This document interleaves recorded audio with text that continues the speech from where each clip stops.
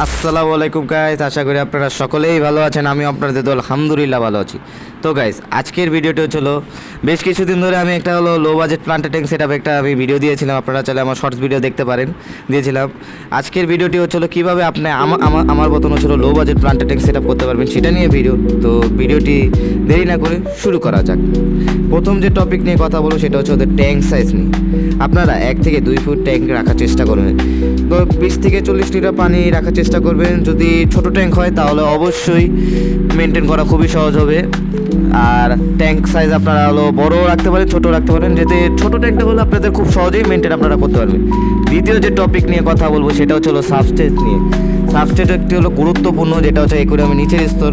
আপনারা একটি budget option বলছি, আপনাদের একটি বাজেট অপশন বলছি, নিচে 1 থেকে 2 ইঞ্চি গার্ডেন সয়েল দিবেন, পরিষ্কার রাখার চেষ্টা করবেন। গার্ডেন সয়েল যত পরিষ্কার থাকা উচিত।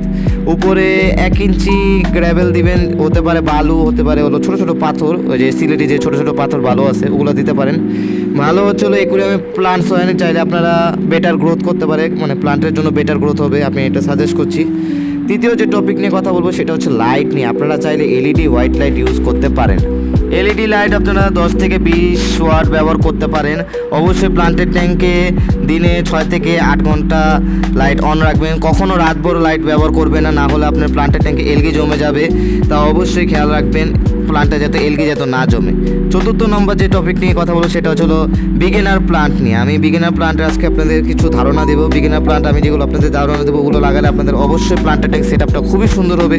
আপনারা চাইলে যে প্রথম যে টপিক হচ্ছে হলো জাভামস, তারপর অ্যানেবিয়াস, তারপর হলো বেল সিনিয়ার্স, তারপর অ্যামাজন শট, এই 4টা গাছ যদি আপনারা প্লান্টেড ট্যাঙ্ক সেট আপে করেন তাহলে অবশ্যই গাছগুলো সতেজ থাকবে এবং গাছগুলো মানে থাকবে। শুধু আপনার শুধু একটা কেয়ার রাখতে হবে, লাইটটা আপনাকে মাস্ট বি খেয়াল রাখতে হবে যে লাইট কয় ঘন্টা চালাবো। লাইট হলো আপনারা 6 থেকে 8 ঘন্টা চালিয়ে রাখবেন, অবশ্যই আপনাদের প্লান্টস ভালোভাবে গ্রো করবে।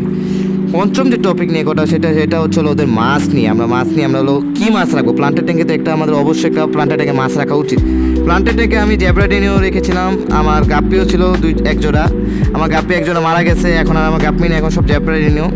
গাপ্পি নিউটেটে এবং জ্যাব্রাডিনিও রাখতে পারেন, এগুলো রাখবেন। ভুলেও কোনোদিনও বেটা ফিশ রাখবেন না প্লান্টেড ট্যাঙ্কের সাথে, এই মাছদের সাথে, না হলে আপনার মাছগুলোকে তাড়া করবে এবং মাছগুলো মারাও যেতে পারে। তাই অবশ্যই আপনার এই খেয়াল বুঝেই মাছগুলো ট্যাঙ্ক নির্বাচন করবেন। ষষ্ঠ যে টপিক নিয়ে কথা বলবো সেটা হচ্ছে ওয়াটার কন্ডিশন নিয়ে। আপনারা অবশ্যই প্লান্টের ট্যাঙ্কে সপ্তাহে 20 থেকে 30% পানি পরিবর্তন করবেন এবং পানি সরাসরি কল থেকে দিবেন না, না হলে আপনার গার্ডেন সয়েল পুরো একদম বালিমুলি যাতে সব উঠে যাবে। অবশ্যই আপনারা হালকা মগে করে পানি সাহায্যে হলো পানি ভরবেন, যাতে গার্ডেন সয়েল এবং বালুগুলো যত না সরে যায়। অবশ্যই এগুলো থেকে আপনারা খেয়াল রাখবেন এবং প্লান্টের ট্যাঙ্কে আপনারা 20 থেকে 30% পানি পরিষ্কার করেন এবং গাছগুলো যখন সতেজ হয়ে যাবে তখন আপনারা 1 থেকে 2 সপ্তাহ পর হলো গাছের এলগিগুলো হাত দিয়ে পরিষ্কার করে ফেলবেন। সপ্তম যে টপিক নিয়ে কথা হলো সেটা হচ্ছে হলো সার নিয়ে। আমরা হচ্ছে হলো অ্যাকুয়ারিয়ামে নিচের স্তর অবশ্যই সার ব্যবহার করে থাকি, আপনারা অবশ্যই অ্যাকুয়ারিয়ামে সার ব্যবহার করবেন। আর উপর দিয়ে তো জানেনই বালি দিতে হবে এবং বাজারে হলো লিকুইড ফার্টিলাইজ পাওয়া যায়। আপনারা সপ্তাহে যদি 1 থেকে 2 বার দিলে আপনার পানি একদম ভালো থাকবে। আর শুরুতে যদি আপনারা লিকুইড ফার্টিলাইজ যদি না দিতে চান তাহলে না দিলেও হবে, এটা আমি বলিনি যে আপনাকে দিতেই হবে, চাইলে দিলে আপনার হলো গাছগুলো সতেজ এবং গাছগুলো অ্যাক্টিভ থাকবে। আমরা যেগুলো হলো ভুল কাজগুলো বলি, যেগুলো আমিও করছি গাইস, আমি হলো বেশিরভাগ একটা ভুল করি, বেশি খাবার দিই ভাই। আমি মাঝে মাঝে ওভারফিড বারবার করে ভাই, এখন আমি আর দিই না, কারণ আমার মাছ মরে যায়, এই জন্য আমি বেশি ওভারফিড করে না এবং আমি বেশি মাছ রাখবো না। আপনারা অবশ্যই বেশি মাছ রাখার চেষ্টা রাখবেন না, কারণ বেশি মাছ রাখলে অ্যাকুয়ারিয়াম খুব দ্রুত নোংরা হবে এবং দ্রুত নোংরা হলে প্লান্টেড ট্যাঙ্কের বা লোকাল যে ট্যাঙ্কগুলো আছে ওগুলো নোংরা হবে। তাই অবশ্যই প্লান্টেড ট্যাঙ্ক সেট আপ করার জন্য বেশি মাছ রাখার চেষ্টা, প্লান্টেড ট্যাঙ্কে আপনারা বেশি করবেন না, মানে লাইট জ্বালিয়ে রাখবেন এবং বেশি মাছ রাখার চেষ্টা করবেন, খাবার দিবেন না। লাইট কমপক্ষে 10 থেকে 8 ঘন্টা লাইট চালিয়ে রাখবেনই না। আমি যে অপশন দিচ্ছি 6 থেকে 8 ঘন্টা লাইট জ্বালিয়ে রাখবেন। অনেক মানুষ আছে ভাই রাতভর লাইট অফ চালিয়ে রাখে। ভাই রাতভর লাইট কে জ্বলা ভাই? আপনার সকালবেলা 6 ঘন্টা চালালেন, রাতের বেলা মানে একটা আমি বললাম যে 8 ঘন্টা একটা সিস্টেম বলি, সকালে আপনি 4 ঘন্টা, রাতে আপনার 4 ঘন্টা, এই লাইটটা জ্বালিয়ে রাখলে তো আপনার প্লান্টেড ট্যাঙ্ক একদম সুন্দরভাবে সেট আপ হয়। তো অবশ্যই আমার এই টপিকগুলো যদি আপনার ভালো লাগে তাহলে অবশ্যই এগুলো ফলো করে আপনারা সহজেই planted tank, low budget planted tank set up করতে পারবেন।